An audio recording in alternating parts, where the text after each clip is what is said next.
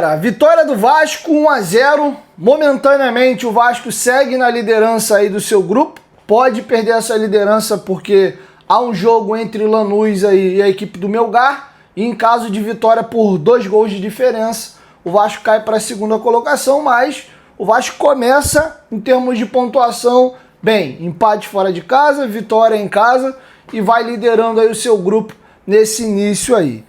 Galera, eu vou ser muito sincero, franco e honesto com vocês, como eu sempre sou aqui no canal. Olha, eu não tenho noção de quantos pós-jogos eu já fiz aqui no canal ou quantos pós-jogos eu fiz aqui no canal. A gente vai fazer 6 anos de canal dia 28 de agosto. É só somar a quantidade de jogos que o Vasco teve nesses quase 6 anos. Tranquilamente eu tô chegando aí ao meu quase número 200 em termos de pós-jogo, eu já passei. E de verdade, esse é um dos pós-jogo mais difíceis da minha carreira. Eu até falei para vocês no vídeo anterior e me surpreendi muito com a repercussão que teve de vocês nos comentários. Estou muito grato, obrigado quem assistiu o vídeo anterior, um vídeo longo. E eu até fiquei feliz por muitas pessoas terem falado: poxa, Diego, foi legal te ouvir, cara. Eu consegui mudar de opinião após assistir o teu vídeo. Eu sempre deixo claro que a minha ideia não é formar a sua opinião, é tentar trazer o máximo de camada e o máximo de pontos de vista para você em casa juntar essas informações e você formar a sua opinião. Eu não acho até correto quem tem mídia, né, quem tem audiência, que é meu caso aqui, a gente formar a opinião das pessoas. Eu acho isso meio pesado, sabe? Porque quando você tem esse poder na mão, você pode usar isso pro bem e pro mal. Você pode levar as pessoas a fazer boas coisas ou levar as pessoas para um lugar ruim, sabe? E nem eu quero ter essa responsabilidade na minha mão. E olha, o pós-jogo de hoje para mim vai ser difícil.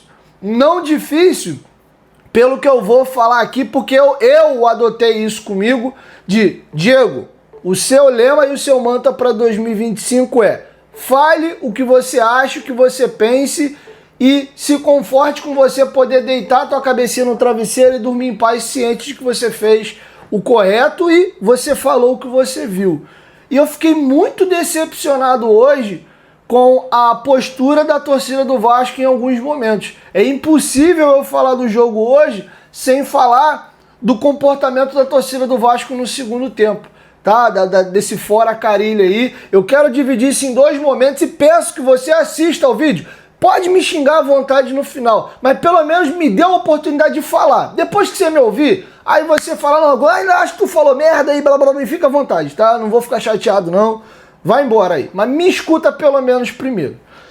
Antes de eu começar meus comentários de fato aqui, deixa o like aí no começo do vídeo que ajuda bastante. Quem estiver chegando pela primeira vez no canal, se inscreva, ative o sininho das notificações e dê essa moral seguindo a gente no Instagram. Você que gosta de fazer suas apostas esportivas, vai lá na Betfair, o link tá aqui ó, na descrição do vídeo, no primeiro comentário fixado. Lembrando que tem que ser maior de 18 anos e responsável. Betfair, parceira do canal Futebolaço.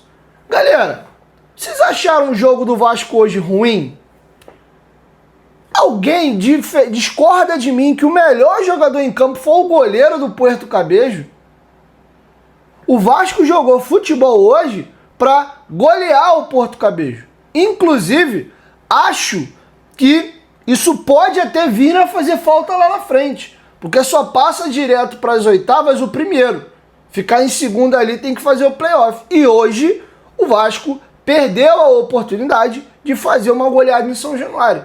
E não porque o time deixou muito a desejar, o adversário era horroroso e o Vasco jogou mal e não aproveitou a oportunidade. Cara, o Vasco produziu. Olha, o Puerto Cabello teve 3 finalizações, se eu quiser ser muito bonzinho, ao longo de 100 minutos. Quase isso, que foi 96 com 2, 98 minutos aí de partida que a gente teve. Uma cabeçada do Patrão, com 30 minutos do primeiro tempo, sem perigo algum. Uma falta que o cara foi cruzar, errou, e a bola cai no gol. E o Léo Jardim bota para escanteio com 83 minutos do segundo tempo. E um chute do cara lá das piscinas de São Januário, no parque aquático. No último lance do jogo, no meio do gol, que o Léo Jardim encaixou aqui e acabou. O Puerto Cabello, hora alguma, levou perigo ao Vasco. O Léo Jardim podia ter sentado, pedido um iFood e visto o jogo hoje comendo.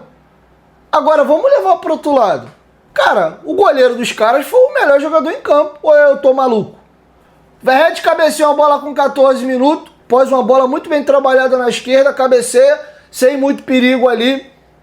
Com 19 minutos, o Coutinho bate um escanteio, o Maurício Lemos cabeceia no primeiro pau, a bola ia no gol. Ou ele ia fazer o gol, o goleiro ia ter que operar outro milagre. O cara corta. Com 27, o Verratti perde uma oportunidade num cruzamento belíssimo do Nuno. Ele acha que o zagueirão lá, meio desengonçado, ia cortar, e o zagueiro refuta, não vai na bola, e o Verratti perde o time de dar o peixinho, meter o pé na bola. E era ele, no nível de cabeceio absurdo que a gente sabe que ele tem, se ele ataca a bola, ele ia fazer o gol. Porque a bola estava baixa, muito em cima do goleiro, e ele com condição de dar uma paulada na bola ali, ele ia fazer o gol. Com 34, o goleiro faz um milagre. Um milagre. Bola bem trabalhada, o cruzamento vem do PH, o Coutinho ataca o espaço, né? Vem correndo na área, dá uma cabeçada no chão, o goleiro dá um tapa na bola, a bola pega no travessão e volta. Ainda ia vir no rebote para um jogador do Vasco conferir, o zagueirão lá corta. O Tietê tenta uma chapadinha com 35, o Verratti perde um gol cara a cara, bola linda do Tietê, rasgando a zaga, ele faz a famosa diagonal, sai cara a cara com o goleiro e perde um gol bobo. A galera fala muito que o Verratti é muito bom na cabeça, mas o Verratti com o pé finaliza bem também. Ele finalizou mal esse lance, mas isso é uma exceção. Normalmente com o pé o Verratti finaliza bem. Ele pega meio de raspa bosta ali e joga a bola para outro lado. O Coutinho faz uma tabela na esquerda, não lembro com quem, chuta no meio do gol, o goleiro faz a defesa, e aos 47 minutos o Verratti faz o gol. Lateral batido, bola no Garré, ele finge que vai pro fundo, volta, corta o cara de novo, faz o cruzamento não é nem tão bom assim, a bola vem saindo, vindo para trás, o Verratti sobe, lembra muito o gol que ele faz contra o Botafogo em São Januário. Ele mete a bola meio como fosse no sinuca, né? Aquela bola que ele tapa com o taco na pontinha da bola, assim, meio de 3 dedos, e a bola vai lá no cantinho, o goleiro se estica todo e gol. É sério que esse primeiro tempo foi ruim? O Vasco merecia, não é poderia, não, o Vasco merecia ter saído no primeiro tempo com 3-0. Com 3-0. Acaba o primeiro tempo, vem o segundo tempo. Eu tô falando aqui do volume, vou chegar individual, vou chegar lá. Segundo tempo, o Melgar é morto, é nulo, e o segundo tempo começa no ritmo que termina o primeiro. Dos 27 minutos ali do primeiro tempo até o final do primeiro tempo foi um atropelo. Só deu Vasco. O Puerto Cabello tentava sair jogando. O Hugo Moura, porra, tava um leão hoje, destruindo no meio campo, roubando todas as bolas. O Vasco tava com a pressão pós-perda funcionando. E o Puerto Cabello não via a bola. Começa o segundo tempo. O Coutinho tenta um chute de fora da área, uma saída errada do goleiro. Ele tenta chapar a bola na gaveta, faltou botar um pouquinho mais de força, o goleiro corre e se recupera, faz a defesa. Com 4, o Coutinho sofre uma falta na meia-lua, ele tenta dar uma porrada no canto do goleiro, né, achando talvez mais difícil tirar o peso da bola por cima da barreira e acreditando no adutor dele, na pancada forte que ele tem colocado. Tentou fazer o gol no canto do goleiro, o goleiro faz uma boa defesa. Com 10 minutos, o Vasco tem uma oportunidade de fazer outro gol, uma bola que vem, o Verratti dá um passe de letra, o Coutinho chapa para fora, e com 11 minutos o Coutinho perde um gol feito. Jogada trabalhada, o Garré vai no pé de ferro e ganha, dá um toquinho pro Tietê no fundo, o Tietê levanta a cabeça, cruza, a bola vem pingando, o Coutinho inteligente finge que vai atacar a bola e tira o marcador com o peito, e ele e o goleiro. E aí ele vai na força e deixa o jeito de lado, ele só fecha o olho e dá a pancada. Se ele só vai deslocar o goleiro, ele fazia o gol. E pro nosso azar e sorte do Puerto Cabello, o Coutinho chuta no meio do gol, e o goleiro só vira o pé e corta. Cara, com 24 minutos, o goleiro faz um milagre de novo. Ele puxa a bola pelo rabo. Uma tabela entre o Nuno e o Piton, O Nuno dá o passe, o Piton vai no fundo, cruza, o Coutinho domina, a bola vai escapando, ele chuta, o goleiro espalma, o Garré ia vir pra completar a jogada e fazer o gol. O goleiro se recupera e consegue puxar a bola, dar um tapa pra escanteio, minha memória já fugiu. Até os 24 minutos, continua um atropelo e um amasso. Hoje era jogo para 3, 4, 5, mas a bola não entrou, o goleiro estava inspirado, faltou um refino melhor dos nossos jogadores, o Coutinho, principalmente no lance, que ele tira o cara com o peito, era um gol mais fácil de fazer, ele perde. O Verratti, quando sai cara a cara ali com o goleiro, com a bola do Tietê, era um gol cara a cara. Eu vou ficar nesses dois lances aqui, vou até tirar os outros. Era 3-0, cara. E aí, beleza, começa o Carille mexer no time. Com 29, sai o Coutinho, entra o Payet, sai o Garré, entra o Lloyd. O Lloyd e o Payet entram displicentes no jogo. O Lloyd me irrita num nível, ele parece um peladeiro. A impressão é que tava 5-0 o Vasco e ele entrou assim, sabe? Aquela coisa solteiro enquanto tá casado. Pega a bola, vai carregando meio devagar, finge que vai fazer uma graça e perde a merda de uma bola na intermediária. O Vasco ali, com a primeira troca, ele tem uma queda. Deixa de ser aquele amasso, aquele volume, passa a impressão de que o time também sentiu um pouco físico e o jogo entra naquele linear mais morno. O Vasco deixa de pressionar e o Puerto Cabello tenta ter um pouquinho mais a bola, mas sem chutar, cara. O Puerto Cabello vai chutar a bola com 83 minutos do segundo tempo. Ainda assim, o Ryan tenta uma tirada da entrada da área e chuta para fora. O Payet sai ali no bico da área, ali, tenta dar uma chapadinha para tirar o goleiro, também bate para fora. E o Vasco teve a oportunidade de já fazer o segundo gol. E aí, cara, aí vai a parte difícil pro Diego, mas ócios do ofício, eu vou ter que fazer. A torcida do Vasco, ou parte dela hoje, me passa a impressão de foi a São Januário com duas missões. Missão número 1, ver o Vasco vencer, isso é óbvio. Missão número 2, fazer o que tiver ao alcance dela para demitir o Carille. Sendo que é difícil você demitir um treinador com uma vitória. Concorda comigo? Pô, tu normalmente demite o cara quando o time perde. Então, fica aquela dicotomia. Pô, será que é melhor torcer pro time perder e o cara cair logo, ou o time empatar e a gente fazer uma pressão porque não ganhou do Puerto Cabello, fazer uma pressão para ver se ele cai, ou já que não deu, não tô dizendo que a galera torceu para isso, tá? Já que a derrota e o empate não veio, tá só 1-0, vamos fazer o que tá ao nosso alcance. É a nossa missão hoje no jogo, torcer pela vitória, mas fazer o que a gente puder fazer e deixar claro pro Pedrinho que a gente não quer o Carille. E aí, por volta de 39, 40 minutos do segundo tempo, o jogo tava 1-0, galera. E a torcida do Vasco deixou de empurrar e apoiar o time para ficar xingando o Carille. Aí eu faço a seguinte pergunta. Se tivesse já 2-3-0 e era o objetivo mesmo, deixar claro pro Pedrinho que a torcida não quer o Carille, cara, ia mudar em nada você começar a xingar ele com 40 do segundo tempo. 2-3-0. E olha que 2-0 ainda é perigoso, porque a gente ganhava do Melgar até os 35. E a gente conseguiu em 10 minutos mais acréscimo tomar o empate.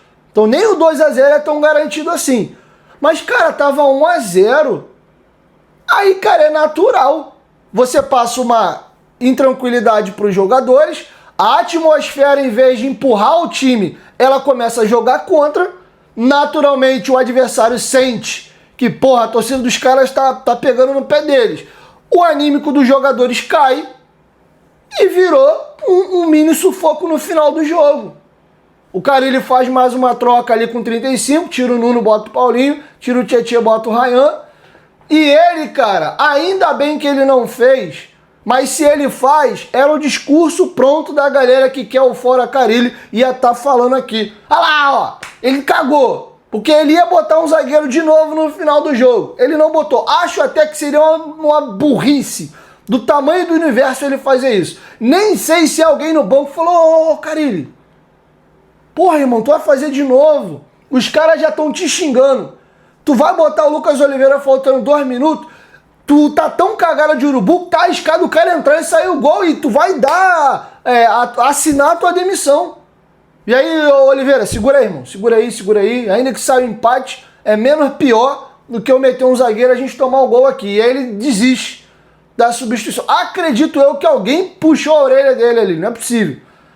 Então assim, falei desse preâmbulo aqui e vou chegar na individualidade dos atletas, que tem muita coisa que eu quero falar hoje aqui. Mas de verdade, galera, pô, era uma missão, era um objetivo registrar e deixar muito claro para a diretoria que independente do que o Carille faça, vocês não querem mais o Carille e é um direito. Torcedor tá para torcer, tá para se manifestar, não tendo violência, não tendo crime, não, tá tudo certo. Tá tudo certo.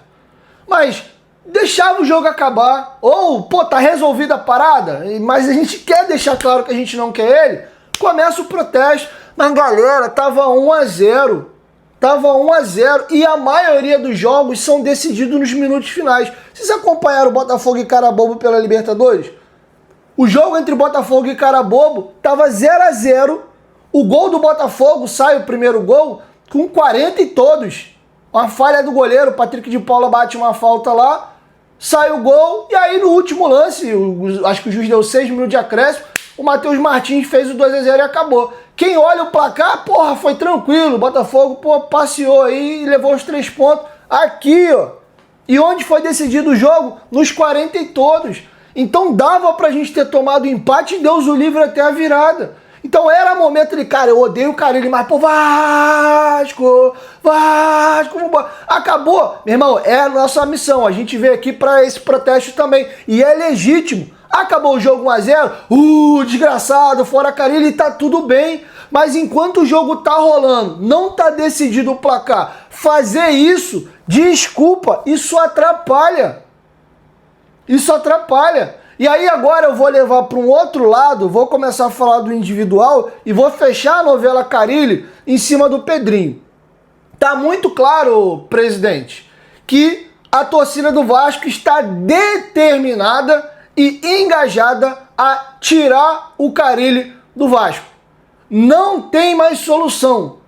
O Carille é aquele paciente, fazendo uma metáfora aqui, que ele já está desenganado pelo médico.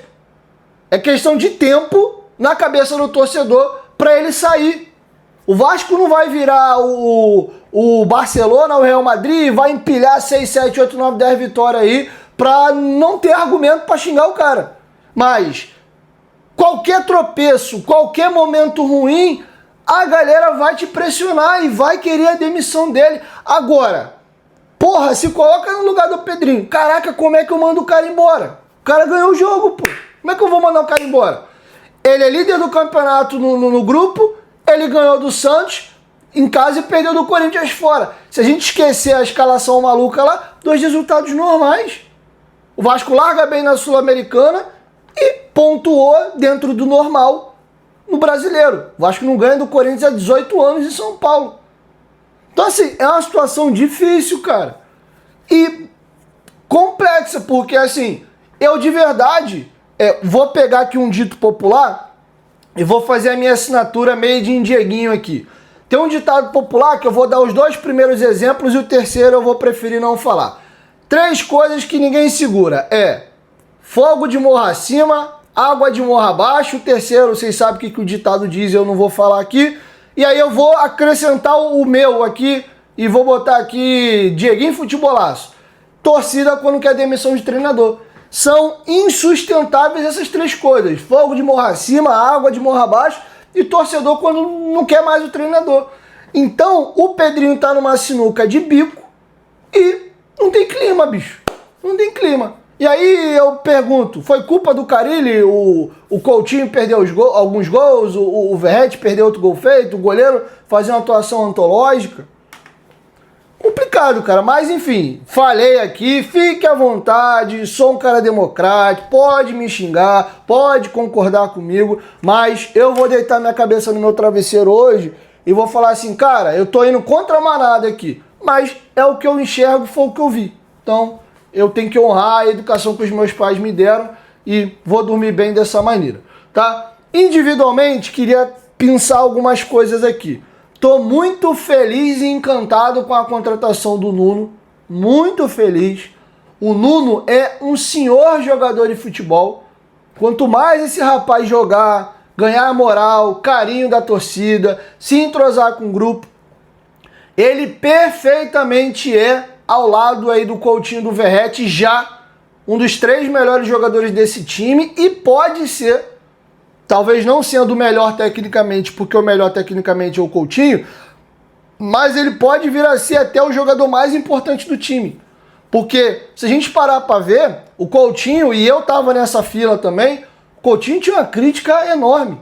O Coutinho, não é coincidência, o Coutinho tem uma subida de rendimento desde a chegada do Nuno. Ele ganhou um companheiro. E o próprio Piton, ofensivamente, defensivamente o Piton tá mal demais. Até deu um carrinho, roubou uma bola importante hoje, mas o Piton defensivamente vive uma fase catastrófica. Mas ofensivamente, até pro Piton melhorou. O Vasco, inclusive, joga mais pelo lado esquerdo quando o Nuno tá em campo do que pelo lado direito. E você tem esse tripézinho que cai ali. Nuno, Coutinho, Piton, eles trocam de posição, se acham. O Nuno tem muita confiança, se tiver que pegar a bola para dentro ele vai. Às vezes o Coutinho tá até pedindo bola, ele, irmão, o jogo é comigo. Não tem essa coisa de subserviência ao Coutinho. Tô muito feliz com esse jogador, cara. Hugo Moura fez uma partida espetacular e ele casa com o Tietchan. Porque o Tietchan, e eu já venho falando isso aqui há algum tempo, o Tietchan fez uma partida antológica contra o Botafogo. O Tietchan, ele é muito bom, cara. As viradas de bola que o Tietchan achou com a perna esquerda, que não é a perna boa dele hoje, foi piada. Teve uma fatiada que ele deu, difícil, no limite, entre o chegar a bola no Piton e o zagueiro o lateral fazer a cobertura. Mano, ele dá a fatiada, a jogada só não foi ainda melhor, porque o Piton, quando tenta dominar, a bola prende. Se ele já consegue dar aquele domínio botando na frente, ia lembrar até aquele lance que ele faz o gol contra o Corinthians na vitória do Brasileiro do ano passado, que cai o tabu. Cara, muito bom jogador. Se ele finalizasse melhor da entrada da área, era um jogador quase completo. E eu entendo até esse início meio ratiano aí do Tietchan, porque ele fez a temporada do Botafogo. O Tietchan no passado fez mais de 60 jogos. O Botafogo, como jogou o Mundial, varou o mês de dezembro dentro. Então ele não teve as férias que naturalmente os jogadores do Botafogo teriam, porque ele não ficou no Botafogo, veio ao Vasco. Então eu acredito que ele chegou aqui morto. Não é mais um garoto, já tem mais de 30 anos de idade, então ele precisou de uma adaptação, né, de um refino físico ali e agora ele está engrenando. O meio campo do Vasco com Hugo Moura, Tietchan, Coutinho no nível que ele passou a jogar e o Nuno é muito bom, cara. A gente precisa acertar esse ponta direito. Fiquei muito triste com a informação do Adson ter sido cortado porque tá sentindo a perna operada de novo. Se o Adson entra em forma e voa, cara, o Vasco pode ter um time maravilhoso do meio para frente. Eu recuso a dizer que o time do Vasco é ruim. Volto a falar isso aqui. Pode ser mal treinado, pode estar faltando confiança, mas a gente tem bons jogadores, cara, principalmente do meio para frente. Aí você fecha o lado direito com o PH. O Piton do meio para frente é muito bom. Até a parte defensiva dele é corrigível, cara. Dá pra tu montar um sisteminha aqui pra proteger quando ele sobe. Dá pra tu dar uns esporros e ligar ele na parede pra ver se ele melhora um pouquinho ali. E o bola búlica fica aqui na zaga, né? O João Vitor é sujeito a chuvas e trovoadas. O Lemos fez mais um bom jogo hoje. Tem bola longa também. Só é um pouco lento, mas ele tem uma série de bola qualificada. A gente tem bons jogadores, cara. Então, assim, individualmente, outro jogador que eu queria falar, Coutinho. Coutinho, ele é um meia muito diferente. O Coutinho, ele tem uma assistência nessa temporada e, se eu não me engano, ano passado ele teve uma também, no máximo 2. Ele faz mais gols do que dá assistência. E a diferença entre gol e assistência nele é gritante. Ele é um meia que pisa na área. Ele é praticamente um segundo atacante quando o Vasco está atacando. Ele até mais vezes procura concluir a jogada do que servir o companheiro. Até porque ele tem muita dificuldade de se conectar com o Verratti. Né? Fazer uma parede, achar aquela bola que o Tietchan achou para o Verratti ganhar na velocidade. Não casa muito legal ali não. Mas o Coutinho tá melhor fisicamente. Ele erra às vezes um passe, erra uma jogada, mas você vê que ele tá mais inteiro. mobilidade, gira em cima do corpo. Várias vezes ele veio buscar essa bola no pé dos volantes hoje. O time saía com o Nuno, ele balançava para a esquerda. A bola caía no PH e no Garré, ele balançava para a direita. Hoje ele fez um jogo aí que se ele faz 1 ou 2 gols, aí ele era o craque da partida. Jogou bola, é porque o gol dele não saiu, vai ficar no imaginário o gol do Verratti. Mas o Coutinho fez um partidaço hoje. Gostei do jogo dele, participativo. Ele foi o jogador que mais finalizou em campo hoje. Outro jogador que é uma pena, a gente tem que ter um cara substituto à altura, ou pelo menos que consiga fazer a função, porque ele não consegue jogar 90 minutos e ele é um jogador com histórico alto de lesão. Qualquer momento ele pode ter uma contusãozinha de coxa aí e perder algumas rodadas. Mas ele tem feito aí 75 minutos aí de muito bom nível, cara. Muito bom nível. Então, assim, acho que o Vasco fez um bom jogo hoje. Fica essa impressão de merda, porque, porra, 1-0, o fora Carille. Inclusive, eu vejo, me decepcionou muito a mesa redonda da ESPN no final do jogo, porque fica aquele papo assim de quem parece que não viu o jogo. 1-0 em São Januário contra o adversário, Porto Cabejo, torcida xingando o Carille, mais uma vez o Verratti salva o Vasco. Parece que o Vasco foi atropelado e na cagada o Verratti tirou um coelho da cartola e o Vasco ganhou de 1-0. Não foi essa a moral do jogo. Como foi mega mentiroso aquele 3-3 com o Melgar. O Vasco jogou para perder e perder até com folga. O jogo do Vasco foi horrível. O Vasco teve um milagre ou outro de chance criada ali e foi cirúrgico. Diferente de hoje que teve um caminhão e fez um. Então assim, fica um sentimento meu ruim de que era jogo para fazer saldo. Isso pode ser o fio da navalha pra gente ser o primeiro lá no final, mas o Vasco fez um bom jogo, tá? Então assim, fiquem à vontade aí para tecer as críticas de vocês, a mim, ao Carille, aos jogadores, mas de verdade, eu preciso deitar minha cabecinha no travesseiro hoje e falar, cara, foi o que eu vi. Eu posso ser maluco, lunático, tá em Nárnia, sei lá, beleza, mas foi o que eu vi, cara. Foi o que os meus olhos enxergaram aí da partida, tá? E queria gastar alguns centavos aqui para falar do Garré. O Garré, tecnicamente, ele é bom jogador, tá? Ele é um cara que sabe dominar a bola, sabe dar um passe, sabe dar um drible curto. Mas eu não sinto firmeza ainda no Garré para ele ser o titular da ponta do Vasco, pelo seguinte motivo. Ele não tem muita velocidade e não tem muita força. Inclusive, ele é um jogador mais de toque, de associação, de 1-2, justamente porque falta ele essa força para arrancar. E o ponta, ele precisa demais, quando o time perde a bola, recompor. Velocidade para correr para trás, intensidade e força para os duelos, para dividir, para roubar a bola. E essas valências que faltam nele são fundamentais para um ponta. Então ele fez uma jogada hoje que exigiu mais o refino técnico, que é espaço curtinho, 1 para 1 e qualidade no cruzamento. Ele tem, domina, gira em cima do próprio corpo, volta, para, balança, tira o marcador, faz o arco, gol do Verratti. Ali você precisa da qualidade, né? Agora, quando ele fica na dependência da força, do físico, aí falta um pouquinho. Às vezes o Vasco até puxa um contra-ataque, aciona ele. Se é o Ryan, o próprio Lloyd, com as deficiências técnicas dele, mas ele tem a oportunidade do 1 para 1, eles vão arrastar, obrigar o zagueiro a correr para trás e vai tentar o drible. Se ele vai driblar, se o cara vai dar o bote, se vai pisar na bola e vai cair, por cima eu não sei. Mas que eles vão conseguir pegar a bola, ir para dentro do marcador e ter a oportunidade do X1, eles vão ter. Eu não consigo ver isso hoje no Garré, tá? Então o time do Vasco fica um pouco lento, fica um pouco sem profundidade no terço final. O Nuno tem um pouco mais de força e um pouquinho mais de velocidade. Não é um cara exuberante físico, mas ele tem um pouquinho mais de força e tô encantadíssimo com o Nuno, tá? Então foi isso que eu vi do jogo. Deixa a opinião de vocês aqui embaixo nos comentários. Tem um Vasco Esporte e de verdade, eu acho que a diretoria do Vasco tem que analisar o todo e entender. Vale a pena eu ficar carregando esse peso nas costas de forçar essa barra com o Carille, onde a torcida odeia o cara e tá engajada em fazer o que ela puder para tirar o treinador daqui? Me lembra muito, por motivos diversos, diferentes, óbvio, mas me lembra um pouquinho a relação da torcida do Vasco com o Salgado. O Salgado fazia merda pra caramba, tô de acordo, mas era assim, Fez merda, horroroso, merda, merda, merda. Quando fazer alguma coisa boa, faz de conta que tu não viu, ou não fez mais do que obrigação. É a mesma linha que eu vejo aí com o Carille, tá? Então é isso, assim eu encerro com vocês o nosso pós-jogo.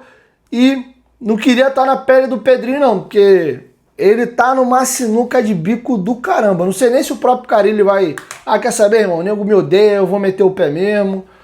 Enfim, é isso, tá? Então assim eu encerro com vocês o nosso pós-jogo. Espero vocês amanhã na nossa próxima edição. Tamo junto. Use o espaço para comentários para dar a sua opinião de maneira educada, responsável, tá bom? Não tem problema discordar, mas seja educado, valeu? Tamo junto.